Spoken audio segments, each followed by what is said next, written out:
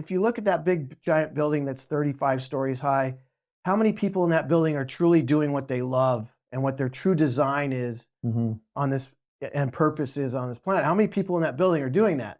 And I figure maybe the top floor, the people in charge are doing a passionate thing that they love.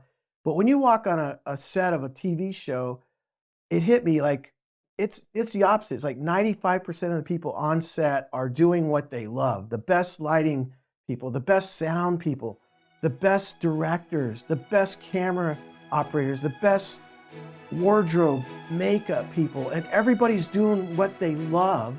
So it creates this dichotomy of just a great energy to be around.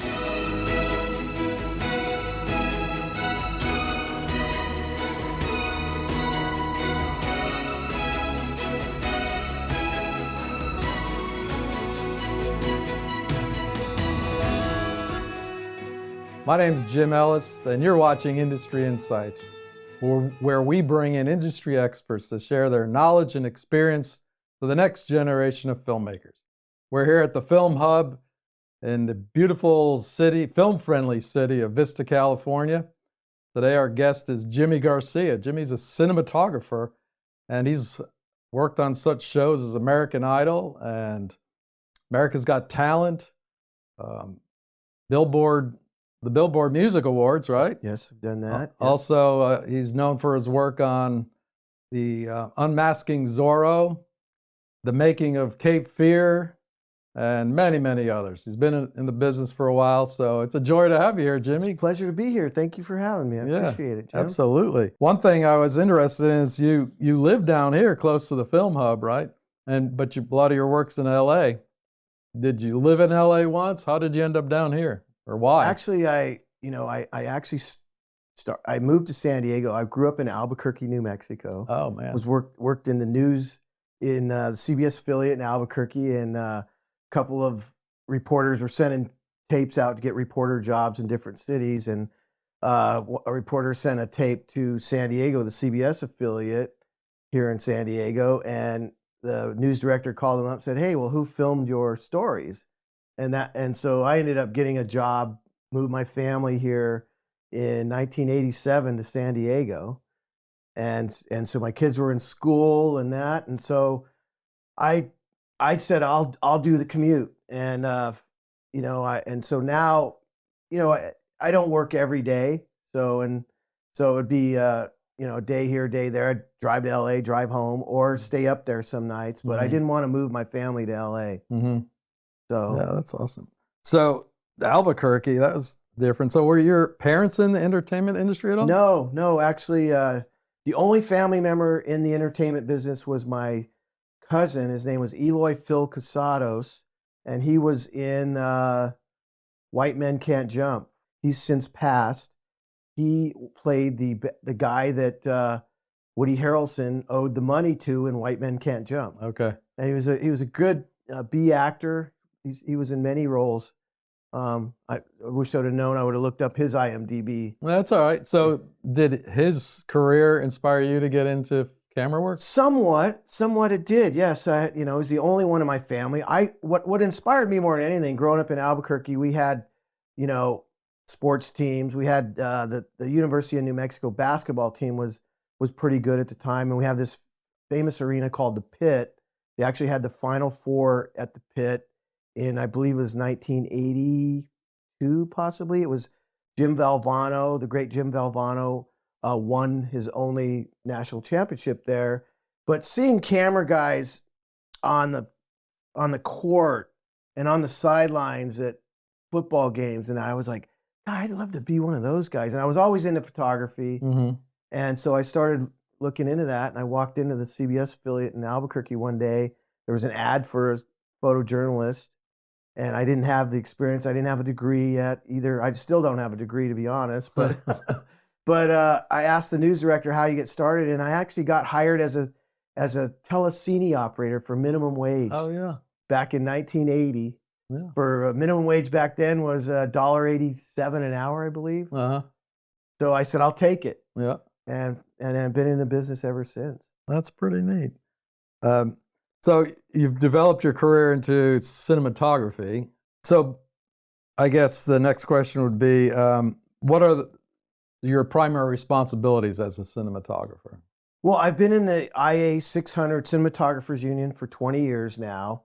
Now I mostly work on stage shows like America's Got Talent, The Masked Singer, you know, Dancing with the Stars, American Idol. Now I'm on the stage side of things where I'm one of the stage camera operators. Sometimes it's a robotic camera, sometimes it's a ped camera, sometimes it's a handheld camera, and sometimes it's a rail camera on some of these shows. So I've got out of what we call the E&G world where I'm out in the field, filming things out in the field, which I did many years on American Idol. I was Ryan Seacrest's camera operator for many years. When you get the golden ticket and you're outside the door, that was myself and another guy, another camera person, and I still work with them actually. And we call that the E&G world. And I actually owned a bunch of cameras and that provided equipment for these shows and that kind of thing. And Oh, wow. but now I'm doing stage shows. It's a little easier on my body now, and not carrying the cameras. Now have gone from a small camera, but all this other stuff with these full frame sensors now on these cameras. The lenses have to be massive to cover that whole sensor. So, anyways, they look amazing, but it's a lot harder to operate as far as ergonomically on your body and that. I have my running terrible on set joke of I was 6'4" when I first started this business. The cameras I've gotten heavier and I've gotten shorter, but no, just kidding. One shoulder's a little lower than the other. Exactly. So, but I really enjoy what I'm doing now. It's a lot of fun. Well, you're working with a director, say, on some of these projects, right? Yes. So you've got to establish the look that fits the director's vision, right? Yes. What are some of those skills? How does that work? I think, mostly it was how you light things, how it looks visually more than anything. I was, I had a bunch of lighting equipment. Nowadays, you turn the camera on and it looks amazing. Like the backgrounds will be out of focus, is what you were aiming for a lot of things to separate say the actor or whoever you're filming from the background, but yet still making it really pretty. And I think honestly, the other part of it is just getting along with people, directors, and that, and being there for them in a way that they feel confident in having you there. I think that's a lot of it. Sometimes there's a lot of egos in our business, of course, and I think just being able to get along with people and being a person that let's get it done. Let's try it that way, and if we have a better idea, let's look at this way as well, and that way they can decide in an edit what works better for them. Right. Okay. So describe a typical day as a cinematographer. What you start out in the morning, and what's the first thing you have to do? Well, I think more on a film set rather than a television. I guess I would say, and honestly, as far as a film set versus a television set, most of my work is, in fact, 99% of it is television. Okay. But it's documentary style. When I go out in the field, I get out in the field and say, well, what are we shooting today? Where are we shooting? What are we shooting? What's the location? What's it look like lighting wise? What time of day? Getting a bunch of equipment out of a camera truck. I used to own a camera truck full of lights and all kinds of not fun toys to play with. So you have got a crew to help you with the lighting. Yeah, right? I mean, a lot of times, no. A lot of times I go out, me and a sound guy, and lucky to have, a grip, someone, everyone wants everything done on a budget. And that's one of the reasons why, it's a lot of work, it really is, setting up lights and then filming something, tear it all down, and then moving on to another location. That's a lot of work. And so a lot of these shows were run and gun type things like that, and capturing it while it happens and that kind of thing. So okay, tell me about what maybe one of the most enjoyable projects you're ever on. Well, I would say, I've worked on American Idol since season 1, done all or part of the show since season 1 when Kelly Clarkson won. Wow. And and I think one of the most enjoyable parts for me is you're helping someone in your little part on this show to attain their dream. and you see someone, get through to the next round and get through to the next round, and then you see them transforming into a superstar, and that's pretty rewarding for me. Mhm. So, and the thing about American Idol for me, anyways, is that it's been the same crew, the same uh, producers. I work with Megan Michaels is the executive producer of the show now. She was back in the day, like maybe season 3 when she came on, was an associate producer, maybe a producer. I can't recall her first title necessarily, but it's the same core group of people Mm. that still do the show. Wow. And so American Idol for me is like family. And I show up on a set, and I've known Ryan since season 1. Ryan Seacrest, a great guy, Mhm. really good. Thankfully, very good at what he does. It's a lot of one take. Mhm. He does his piece or his read, and you better be ready. Everything better be rolling, and everything better be right, because he's one take. And if you say, I got to do another one or whatever, you're not in focus, something, he doesn't mind doing it, but he's just fantastic to Mm. work with. And he's just really good at what he does. And it's a pleasure to work with. And that pretty much answers maybe this next question. You've worked with a lot of high profile people. Um, Maybe some of them that have really inspired you or helped your skills.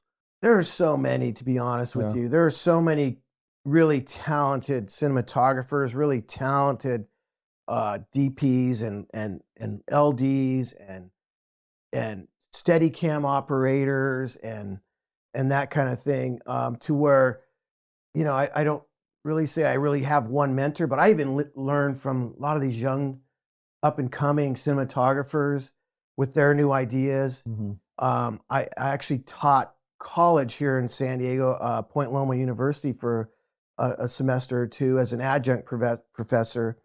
And the one thing just don't want anyone to just be boxed into a formula and lose their creativity. But I learn every day on the job. I go to work and I'm told, we're going to put you on this robotic camera, and we think you can handle it. And it's like, yeah, I got it, And I've never seen the controller in my life, Mhm. and there's nowhere to really go to learn this stuff. Mhm. And it's really learning on the job and learning and pulling it off. So literally, I get there, yeah, and I want the director to feel confident in me, because they'll just get someone else to do it. If you say, I know, I don't know it, I can't do it. And so I go to work, and I've been on a rail camera, for example. It's got a couple pedals. One makes the camera go this way, one go the other way, and then one to go up and one to go down. And then you're operating the head as well. And get there early, play with it a little bit. And, the director wants a certain move, and you're like sweating. I'm literally praying. Mhm. I'm literally praying on the job That's awesome. for, God help me to get this right, so I do a good job, and literally going to work a little scared sometimes, Mhm. honestly. So that's kind of the challenge that I really enjoy when I'm driving home, and they were happy with your work, and they call you to do the next show.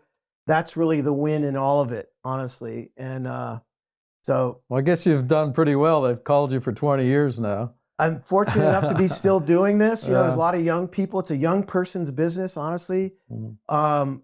But I work with a lot of guys that are still doing this, that are in their 70s even, and Wow. and continuing on, because we love what we do. It's a lot of fun. It's a fun job to be on set. It's a fun job to continually learn, because the technology's changing. These are all different cameras, new camera technology, new lighting technology. So it's always a continual um, dichotomy of learning. Mhm. So no one ever really masters it, I don't feel. Right. And when you Yeah. get to that point, I think it's kind of like you're limiting yourself. Mhm. Wow, that's pretty cool. So then, skills.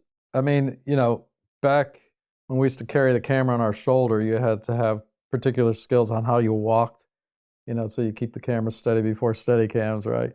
What skills today do you feel like it's good to have as a cinematographer, camera person? Well, I think nowadays there's so much. production value in these Ronins and Movi cams and steady cams. Everything's moving now. You want it to move. People need to stay interested. You need to compel people to keep watching your movie, your film, your show. And so there is incredible camera work going on right now these days. So I was a Steadicam operator. I did Steadicam on a few shows. Very physical. Now there's different kinds of Steadicams. I'm working on shows where the operators are phenomenal. Ron Lehman, he's one of the best in the business. Now they have Steadicams that the camera can go from low mode to high mode all at once. They're called Trinities. And these guys are just phenomenal. And my knees and that are not as good as they used to be, obviously, but I've kind of backed off of that. There's guys that are better and are very well skilled in that department. But I've done some jib work. Now I'm working on, like I said, a lot of robotic cameras, which are fun, rail cams, which are fun. There's spider cams now on sets, and just phenomenal technology that's going on. Yeah, and that was one of the questions as well, is what excites you about technology for the future? Anything you see coming up that really... Well, I think that, like these spider cams. What's a spider? A spider cam is like a sky cam, a sky cam at an NFL game. Yeah. The camera's, it's on a cable. It's on cables. A spider cam is the same concept, but it's inside a studio. So we use it on American Idol this past season and past couple seasons, and on Dancing with the Stars, working with great directors. Phil Hayes is an amazing director. Alex Rosinski is a fantastic. These guys are brilliant. I mean, these guys are so incredibly brilliant. Have you ever worked with them as far as putting together shot sheets or anything like that? Mostly it's camera meetings with a group of 10 or 12, 15, 20 camera operators, and we each get assignments. The other thing that's phenomenal now is shooting scripted shots. Like you do a music, say on Dancing with the Stars, it's music and a dance. Well, every shot is scripted to the beat. So, you might be on camera 9 and you have shot 3, and then you have shot 9, and you have shot 12, and knowing where to be on the set, for one. Number 2 is what your shot is, and he's cutting to your shots whether you're there or not. Right. And so we'll rehearse it, and then we'll play back the rehearsal, and the director might trim or give your shot to a different camera that's a better angle. But it is really, it's like, where am I at on this particular piece, on this performance? Where is my position on the set, on the stage? What is my shot? And the other thing that we do a lot on these shows now is you never see the cameras, never see another camera. Right. So we call it protecting this camera and that camera. And so when you're framing your shot, you make sure there's no other camera in the shot. And they're doing the same for you. Yeah. And if you're in their shot, they'll tell you, do you need to be there? Can you be here? And still you've get got the shot. 20 cameras on some of these? Some of these shows, yes. Dancing with the Stars live show. That's the other thing I really love these days. It's really, going back to your other question on what excites me is I love live TV. There is nothing like live TV to me. It's like you're counting down, we're live, and it's literally live. Yeah. And you have one shot, and you've rehearsed, you've done your rehearsals, your initial rehearsals, you do a dress rehearsal, then you're live, and it is an adrenaline rush. It really is. It's a lot of fun. That kind of keeps me going as well. How do you prepare yourself for that pressure? I think sounds like you did some praying one time. Definitely. I'm going to. I literally have a bunch of notes, what my shots are for each performance. Let's say it's for American Idol or for Dancing with the Stars. There's 4 handheld cameras on that show, and I'm on a handheld a lot of times. Sometimes I'm on a judge cam, whatever. But wherever Phil wants to put me, I'm like, Phil, wherever you need me. So those 4 handhelds have a really tough job. You're staying out of shots and getting the shot that you need. And so you write notes on this performance. You have shot 3, or you have, like I was explaining earlier. So you have a bunch of notes. So you're preparing for the live show. You're going through your notes. You're going through where you have to be. You're writing down on the set where you belong and all those things to stay out of shots. So it is, you know, God help me on this. Help me to remember where I'm supposed to be. Well, that's Literally what, yeah, praying. because you can't look at the shots when you're on camera because your eyes on the camera. I'm So it's memorizing in my memorized. head. In my Okay. head, I have shot 13s, 2 bars and a beat. It's a push in after a certain move. Wow. That kind of thing, and So you got to be real detail oriented. it's so detailed nowadays, and Mhm. and you have to perform because there's a lot of great camera operators and personnel out there that you're hoping to be on these directors' list Mhm. when they're looking for crew. It isn't, I'm in the union. It's a great union, but the union doesn't get us work or negotiate our rates necessarily at all. So it's the only way I get work is for a director that I'm working with that wants me on their show. Mhm. Russell Norman on America's Got Talent is a fantastic, amazing director. He's also directs some of Jeopardy and those shows, and has called me on some of those. I've filled in on Jeopardy a few times, but that's pretty much a formula. You do the same show every day. But America's Got Talent, there's so many different acts that sometimes I'm on a slider or a dolly cam. Sometimes I'm handheld in the front. I'm usually handheld in the front. Sometimes I'm on a robotic camera. Sometimes on a center ped camera, picking up tight shots of certain acts. So every act is different, but he's amazing. He's an amazing director. And so I'm just fortunate to be able to work with these incredible directors that are they're gifted. They are absolutely gifted with their craft. I mean, and the ADs, Carrie Havel is one of the most incredible ADs on the planet. She also directs. I did a show called The Go Big Show.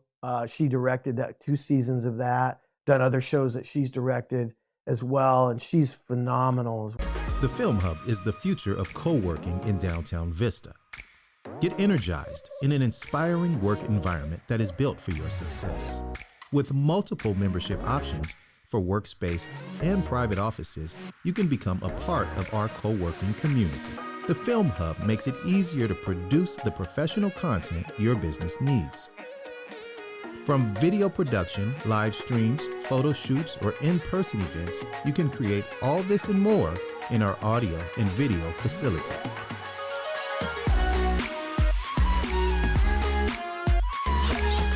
Love your work and where you accomplish it. The Film Hub. Well, since we're talking about directors, tell me what you've observed from these guys that makes them so phenomenal. What are some of the skills that you see? You say they're gifted. Obviously, they have the propensity for it, but what do you see that makes them so successful? What do they like? What do they? I feel that, first of all, they just have these incredible minds of vision. Okay. When you have 20 cameras on a set and they see what cameras could best get this shot or that shot, their mind is just got to move fast. It's fast. You got to view their 20 memories, cameras. Yeah. Their memories are incredible, and just knowing who's covering what, especially a live show, because live you got to have the right camera on the right shot at the right time to cover what's going on, and Right. they're watching everything, and they're just phenomenal, brilliant men and women that are doing this. That's and cool. I'm so impressed with them. I am so impressed with their skills. I say this all the time. God has blessed them with incredible skills. Yeah. These are some of the best directors I know on any of these live shows. Definitely on these live shows. I think Phil Hayes directed the Oscars this past Oscars season. I've worked with him on another show that was it's called Dancing with Yourself. We only did 1 season of that. And he's just a gifted man, and just so fun. He is just so fun on headsets. We're listening to, his jokes and commentary, and So he's keeping it light. He's not like a hammer on the headset. no, and none of these are screaming, yelling directors. These are, guys that are just on their craft, And that has to put them at the higher level, I would think. Definitely at a higher level, and Yeah. where it's a pleasure to work with them. Right. You're honored to work with them. Right. Honored to be on their crew and on their list as one of the cameras. All right. Well, there's something you didn't expect. How to be a director? What skills you need for directing? It's incredible. Yeah.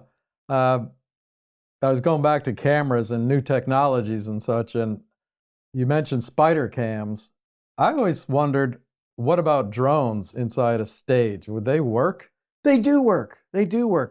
Drones are used inside of stages, and I personally have never been a drone operator. I feel that there's so many skilled, especially younger guys that are great with these things. Not necessarily to put an age on it, but there's some great guys that have been in the business for years operating drones. Yeah, drones are fantastic. As long as they're out of distance of the mic, I suppose. That's it. They make noise and out of distance of mics. But there's another camera called a JITA cam, and it's like a jib hanging from the ceiling, so it can be out of shots and out of lights, but also swing in to grab shots. Wow. Masked Singer Alex Rosinski uses a JITA cam on Masked Singer, and it's another fantastic Wow. piece of equipment. Yeah. He also uses a rail cam that goes all the way around the stage, and just great operators. Adam Margolis is a great rail cam operator. I worked with him on Jennifer Lopez's show called World of Dance, and did that for 4 or 5 seasons. That was such a fun show to work on too. A lot of robotic cameras. And so when you're on obviously a robotic camera doesn't need a camera person. So what is your job on a robotic camera? Well, a robotic camera is just taking the person away from the camera, but we call, a lot of time, like on World of Dance, it's a tower cam that's in front of the judges. So as soon as the performance is over, the judges are going to speak. So you push a pedal down and the camera raises up on a tower, and you've got, Jennifer Lopez, or at the time Neo, or Derek Huff. They were all the judges. So you're operating that. And then you're operating a robotic camera above the stage. It's in the ceiling, in the rafters. And that is tough too, because So you're in a control room somewhere pushing buttons. there's like a whole row of us. Okay. Here's the stage is here, and you might see set pieces, and we're right behind them. Oh, behind the set pieces. Yeah, and there'll be a whole row of robotic, all of us robotic cameras are back there. Okay, gotcha. And so there's all different consoles that we're operating from. Gotcha. And so, but the overhead camera on a dance piece is tough, because sometimes that we've even had that as a tower that would come down, and then you could get different dances and performances from that, which is really beautiful. But these dancers, we rehearse it, and then they land. We basically make it a clock. The stage was a circular stage, and you go at 6 o'clock, you're here, at 9 o'clock, you're there. Gotcha. And so these dancers would do their performance, and after rehearsing it a few times, you would go, okay, my shot number 12 is going to be over here, and hopefully they land over there. So you're trying to get that robotic camera over to that spot and grab that shot. And sometimes they're looking up, and that's where these directors are phenomenal. Alex Rosinski directed that show, and he would see that if they looked up, he would want that camera, them looking up to the overhead camera. The directors have to direct the talent and cameras, correct? The directors will, they will direct the talent. They'll have producers that, the director will say, have them do this. So there's an in-between, but he sees everything. These directors are so sharp. They see everything on, if there's a pixel out on a camera, or they're just like, they see everything. Wow. And so they'll say, we need this to be over here, or they'll switch it up.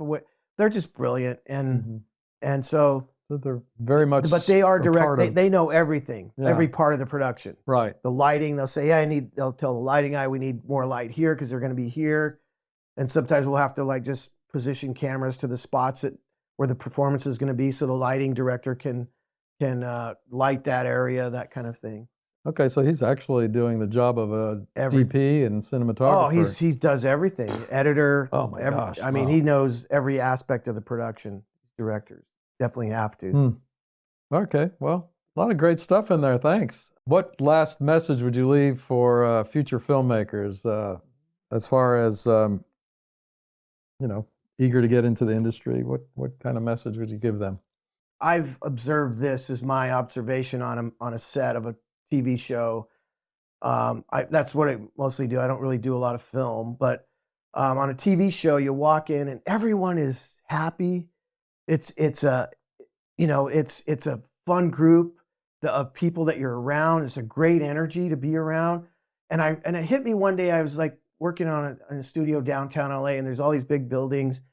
And I thought about it. I go, wonder if you look at that big giant building that's 35 stories high, how many people in that building are truly doing what they love and what their true design is on this and purpose is on this planet? How many people in that building are doing that? And I figure maybe the top floor, the people in charge are doing a passionate thing that they love. But when you walk on a set of a TV show, it hit me like it's the opposite. It's like 95% of the people on set are doing what they love. The best lighting people, the best sound people, the best directors, the best camera operators, the best wardrobe, makeup people, and everybody's doing what they love. So it creates this dichotomy of just a great energy to be around. And I have so many friends, we've been in the trenches of doing these things and really enjoyed it. But people ask, so I always tell my crewmates, I go, you know what? Because every one of us, our friends and family are going, how did you get this gig? How are you on this show? How are you able to travel the show? How are you on the sidelines of the Super Bowl? And we need to live like our friends and family think we're living and be totally thankful for where we're at first, because it's a blessing to be on these shows and on these sets. And so I said, we need to live like our friends and family think we're living, because they would love to do what we're doing, for one. And then number two is there isn't one way, into this business. There's so many different avenues in. So there's no, people, how did you get to do this? Well, I started out shooting the news back in the day in sports.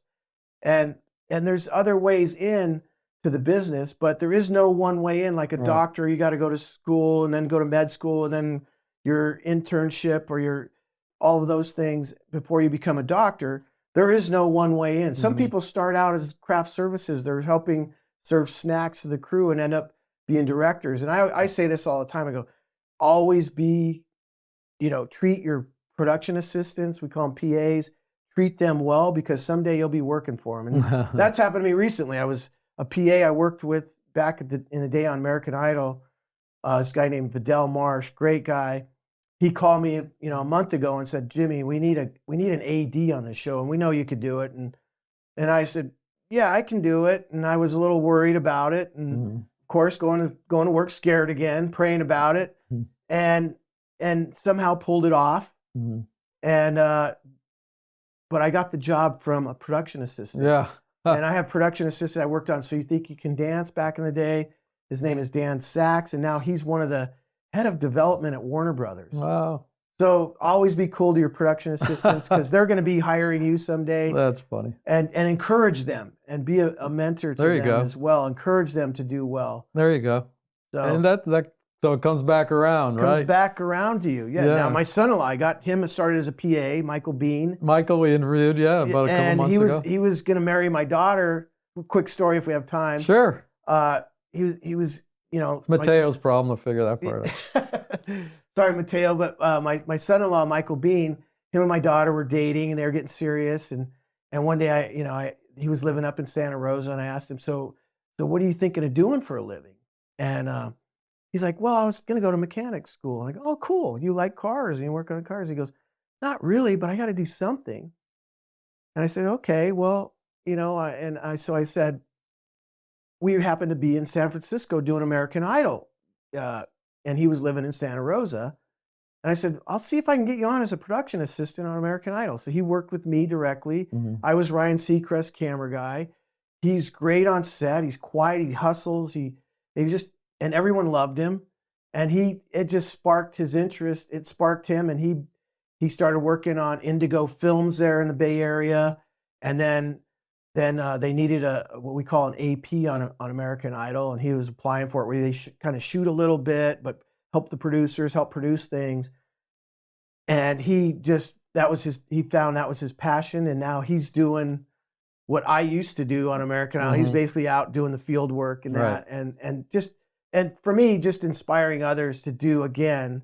Going back to one of your first questions is teaching others to and being a part of others attaining their dreams as well. And now he's taking care of my daughter. They have 2 kids, and that's awesome. And he's doing well. He's doing really well. We get to work together on shows. That's so much fun. It is. That's what awesome. A blessing. Just an incredible. And then your blessing. daughter's also, isn't she a makeup artist? My daughter, Michael Bean's wife, Micah, she's now a mom of 2. She has a 1-year-old and a 7-year-old. Remy, and Juniper is the 1-year-old, and she's a full-time mom right now. She's really busy, but yes, and her mom was a makeup artist as well. And my son James was a producer on So You Think You Can Dance. Really? And yeah, he worked in the business as well. Now he's a dad, married with a child. Lyric, his daughter's 7. Nice. And it's just I'm just in awe of all of my kids and how well they're all married and all have little ones. Yeah. Just a beautiful thing. That's fun. And I get to be Papa in all of this. Yeah, nice. Yeah, it's enjoyable. Watch your kids. I wasn't sure if I wanted my kids in the industry because can be a tough industry, but one of them, of course, jumped in and doing a great job. Yeah, wow, it's great to work with your kids. It really is, and to see how others respond to your kids is. My kids gave me credibility. They were just really good people, and everyone liked working with them.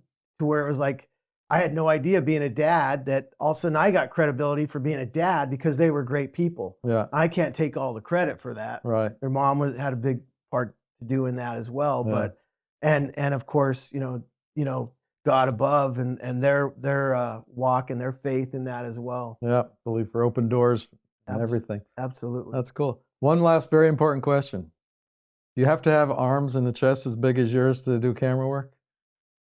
Obviously not. There's a lot of guys that but I personally feel that I have to say this. I work out with a guy that's 88 years old. His name is Ron Bucalato. You work out with this guy? He's 88. Just turned 88 in June, and he inspires me because he goes, "You're young," and he's outlived all of his siblings. He's outliving some of his kids even, and it just. Staying in shape. If you don't use it, you lose it. And this business is, there's heavy cameras, heavy equipment, and just how you present yourself, on set. You want to. I feel like it's important. It's a visual business. I think it's important to present yourself in somewhat of a healthy way, and it just for me and myself, just keeping my health up is how I'm going to keep going in this. And I could retire. This year I'm at 65 this year. Are you really? And but I'm gonna I love what I do. I'm gonna continue working as long as I can. That's awesome. Yeah, I would never guess if they'd you were still 65. Have me. Yes. Wow, 65 in October. Yes. Oh, now you're my inspiration. That's cool. Folks want to know more about what you're working on and what's going on in your life. How do they find you?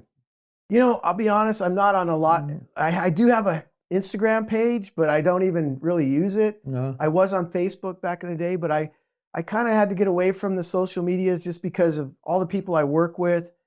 I love them who they are. I don't really want to know everything about them at times, but so I'm pretty much jimmy.g@mac.com. There you go. jimmy.g@mac.com. And see if you can find out when he retires. Yeah, exactly. Man, that's awesome. Well, if you want to know more about us at the Film Hub, you can, of course, follow us on Instagram at the Film Hub Inc. And then also, check out our website at thefilmhubinc.com. Well, it's been a wonderful interview, and we'll see you next time. The Film Hub. Inspire the creative. Ignite the world.